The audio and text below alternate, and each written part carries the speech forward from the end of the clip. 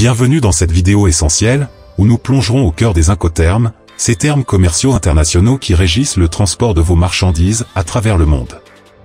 Comprendre ces règles n'est pas juste une formalité, c'est une nécessité absolue pour sécuriser vos transactions et éviter des pertes financières énormes. Ne pas maîtriser les Incoterms peut vous exposer à des risques inattendus, des frais supplémentaires et des complications logistiques. Alors, prenons le temps ensemble de démystifier ces termes, pour vous aider à naviguer avec confiance dans le commerce international.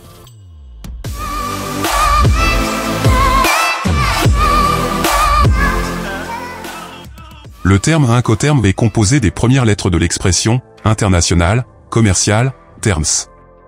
Les Incoterms sont des sigles composés de 3 lettres. Ils fixent les règles essentielles pour les vendeurs qui font du commerce international, en particulier ceux qui achètent des produits sur des plateformes telles qu'Alibaba, Global Source ou DHgate, et les revendent ensuite en ligne sur leur propre site, ou sur des places de marché telles qu'Amazon, Cdiscount ou eBay. Ces termes, établis par la Chambre de commerce internationale, définissent clairement qui paye l'expédition, et qui est responsable des marchandises à chaque étape du transport, de la source au consommateur final. Ces Incoterms jouent un rôle crucial, en garantissant que les vendeurs et les acheteurs parlent le même langage commercial, malgré les différences culturelles ou géographiques. Cela simplifie les transactions, évite des malentendus coûteux et garantit que chacun sait qui paie quoi, qui est responsable de l'assurance des marchandises et à quel moment de leur voyage. Pour les débutants, des termes tels que DDP peuvent offrir une certaine tranquillité d'esprit, en transférant la majorité des responsabilités aux fournisseurs. En revanche, pour les importateurs plus expérimentés, des options telles que FOB ou XW peuvent offrir un meilleur contrôle des coûts et des procédures logistiques, en accord avec une connaissance approfondie du transport et de la chaîne d'approvisionnement. Découvrons maintenant comment les 6 Incoterms principaux, EXW, FOB, CFR, CIF, DAP et DDP, définissent précisément les rôles et responsabilités, dans le domaine du transport international de marchandises.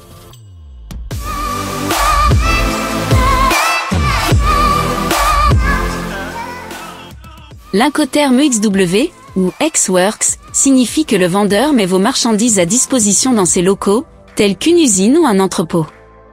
En tant qu'importateur et acheteur, vous êtes responsable de l'enlèvement des marchandises à cet endroit, et de la gestion de tout le reste, y compris le transport international vers votre entrepôt, ou directement vers les centres de distribution d'Amazon, ainsi que les assurances et les formalités douanières. Pour vous, le principal avantage du XW est la flexibilité dans le choix de votre transporteur, et la possibilité de négocier directement les tarifs de transport, ce qui peut potentiellement réduire vos coûts logistiques. L'inconvénient majeur du XW est la complexité et la charge de travail qu'il implique, surtout si vous n'avez pas d'expérience préalable en matière de logistique internationale. Vous devez coordonner le transport depuis les locaux du vendeur jusqu'à votre destination finale, en plus de vous occuper de toutes les formalités douanières. Dès que les marchandises sont acceptées dans les locaux du fournisseur, tous les risques liés au transport et à la manutention sont à votre charge. Cela inclut le risque de dommages, de pertes ou de retard pendant le transport. Outre le prix d'achat des marchandises, vous devez prévoir un budget pour le transport international, l'assurance du fret et les frais de douane à l'exportation et à l'importation. Ces coûts peuvent s'accumuler rapidement et doivent être pris en compte dans votre budget.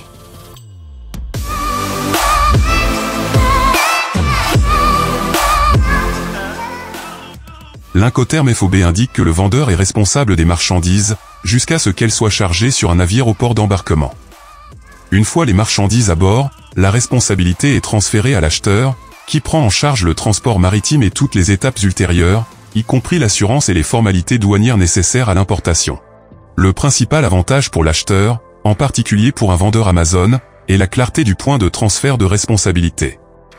Le vendeur prend en charge les marchandises jusqu'au navire, ce qui réduit les préoccupations logistiques initiales de l'acheteur. Pour le vendeur, FOB simplifie le processus en limitant la responsabilité au port d'expédition.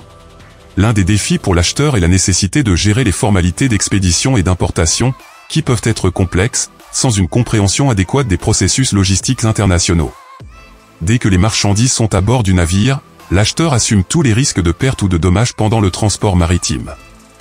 Cela nécessite une attention particulière à la sélection du transporteur, et de contracter une assurance appropriée.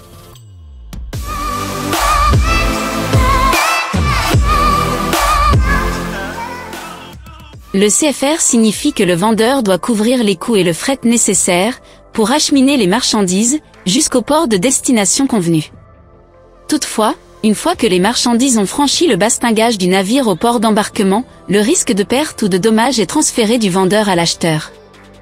Bien que le vendeur organise le transport maritime, il n'est pas responsable de l'assurance des marchandises pendant le transport.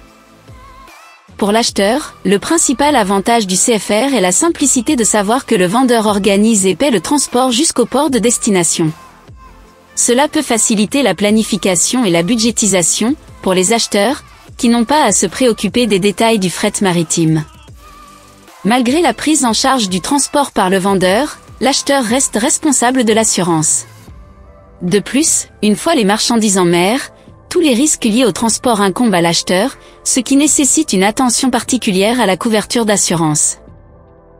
Le principal risque pour l'acheteur avec le CFR est lié au transport maritime et commence dès que les marchandises sont à bord du navire.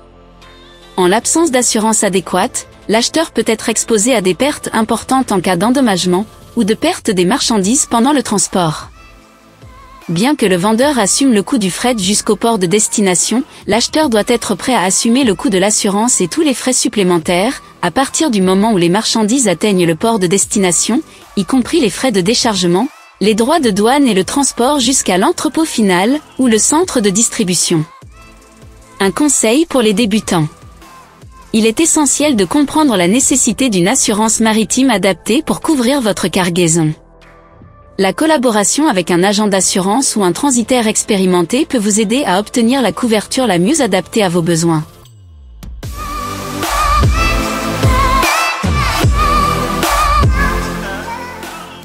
L'Incoterm CIF exige du vendeur qu'il couvre les coûts, l'assurance et le fret jusqu'à ce que les marchandises soient livrées au port de destination convenu.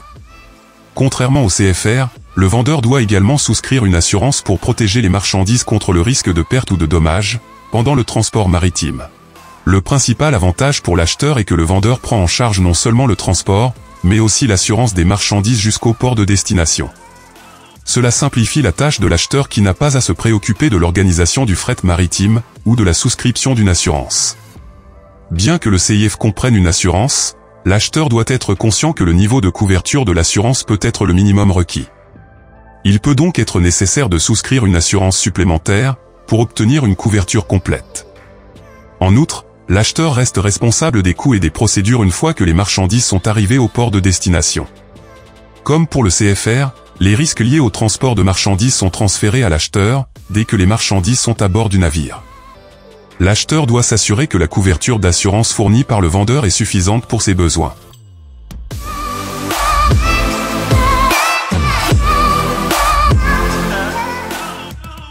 DAP signifie que le vendeur est responsable de la livraison des marchandises au lieu convenu dans le pays de l'acheteur, sans décharger les marchandises du moyen de transport.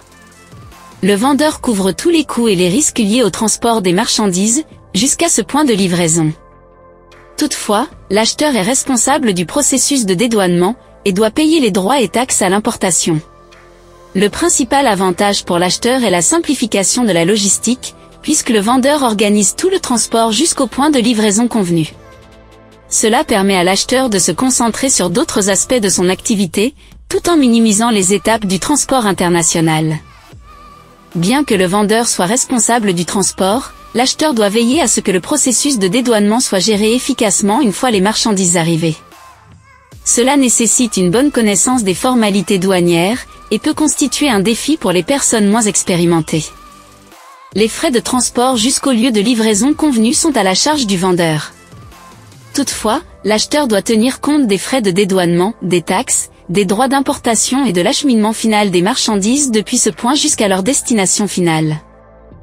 Si vous débutez, il est conseillé de vous familiariser avec les formalités douanières du pays d'importation et de demander à un partenaire ou à un transitaire local de s'occuper du dédouanement. Vous éviterez ainsi des retards et des complications coûteuses. Pour les vendeurs plus expérimentés, le DAP offre la possibilité d'optimiser la chaîne d'approvisionnement en négociant des conditions de livraison précises.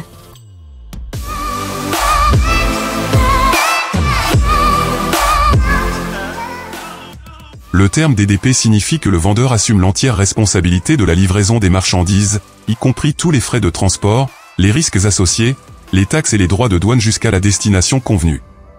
L'Incoterm DDP impose la plus grande responsabilité au vendeur, qui doit gérer l'ensemble du processus logistique et le dédouanement dans le pays de l'acheteur. Pour l'acheteur, le DDP est extrêmement avantageux, car il minimise les formalités logistiques et douanières. L'acheteur n'a pas à se préoccuper des détails du transport, de l'assurance, des taxes ou des droits de douane, ce qui facilite grandement l'importation des marchandises. Toutefois, cette facilité s'accompagne d'un coût potentiellement plus élevé des marchandises, car le vendeur inclura probablement ses coûts supplémentaires dans le prix de vente. En outre, l'acheteur a moins de contrôle sur le processus logistique, ce qui peut être un inconvénient si des ajustements spécifiques sont nécessaires. Même si le vendeur supporte la majorité des risques jusqu'à la livraison, il est essentiel que l'acheteur surveille attentivement la qualité de la logistique, mise en place par le vendeur. Il est également important que les accords commerciaux définissent clairement les attentes en termes de délai de livraison, et la manière dont les retards, ou autres problèmes potentiels seront gérés. Si vous êtes novice en matière d'importation, le DDP peut être une option rassurante pour commencer, car il réduit la complexité du processus. Toutefois, il est important de comparer les prix et de s'assurer que le coût total reste compétitif. Le DDP est donc idéal pour les vendeurs qui préfèrent une solution clé en main pour l'importation de marchandises, en assumant un coût potentiellement plus élevé pour la commodité et la simplification des formalités.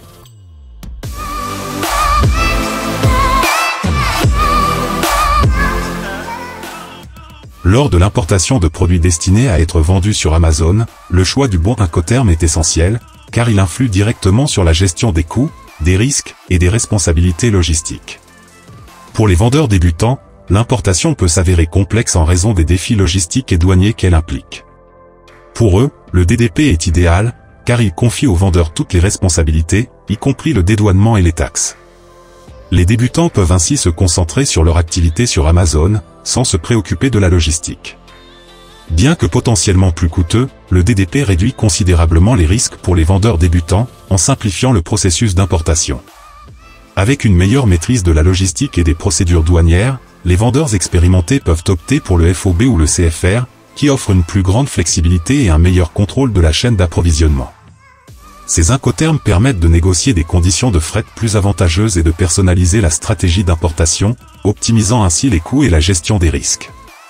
En résumé, le choix de l'Incoterm dépend de l'expérience du vendeur, de sa capacité à naviguer dans les complexités du commerce international et de ses objectifs commerciaux. Le DDP est recommandé aux débutants pour sa simplicité et sa sécurité, tandis que le FOB ou le CFR sont préférables pour les experts, car ils offrent un meilleur contrôle et un potentiel d'optimisation de la chaîne d'approvisionnement pour réussir sur Amazon.